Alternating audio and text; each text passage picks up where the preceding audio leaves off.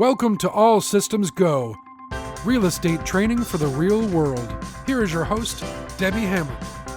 Today's episode, add social media as a friend. Back when I started out in real estate, social media meant having a drink with members of the press. Oh my, how times have changed. Now it seems that if you don't have a profile on Facebook or a following on Twitter, you're just not missing the boat, you're dead in the water. Without social media, I made it to number 1 in Canada in my first year in real estate. With it, I figured I could have accomplished that in half the time. Believe the hype. Social media isn't the wave of the future. It's the wave of the present. However, like any form of media, the success you achieve with social media depends very much on how you use it.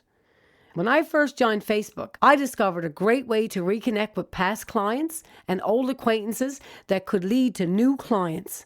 I found old classmates, relatives who had moved away many years ago, and people I'd done business with just the day before. I added them all as friends. Don't be afraid to do that. Like a phone call or a chance meeting at the mall, they'll be glad to hear from you and confirm you as a friend. Think back to what I said about the importance of building your contact list. This is another way to do that. So once you've had 100 Facebook friends, what do you do next? How do you turn that new social media into new ways to grow your real estate business? There are no hard and fast rules, but I've established general guidelines I share with the agents I mentor. In my coaching sessions, I spend as much time guiding realtors about how to maximize Facebook as I do on their farm areas or their listing presentations. It's a very important piece of the puzzle. And when you put it together right, you end up with a picture of success. Because social media is still relatively new, people are still figuring out how it works, why it works, and the best way to make it work. Post too many updates on your profile, and you not only risk getting lost in the deluge of updates that hits their screens daily, you also run the risk of annoying your online clients and turning them off.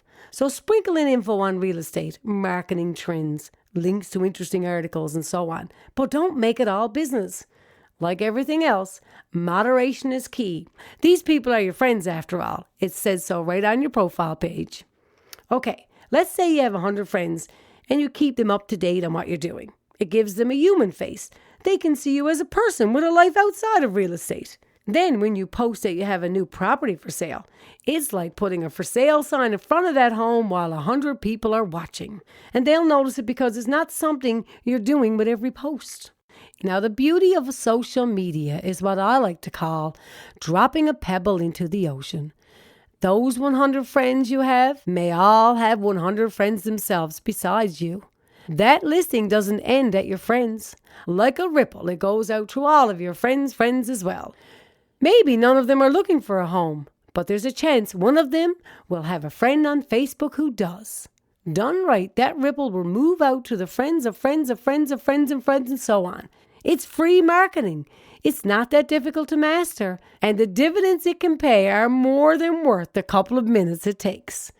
If you'd like to know more about how to make social media work for you, drop me a line, or better still, add me as a friend. That's it for this episode. Thanks for listening. Make sure you subscribe to get future podcasts. Talk to you soon.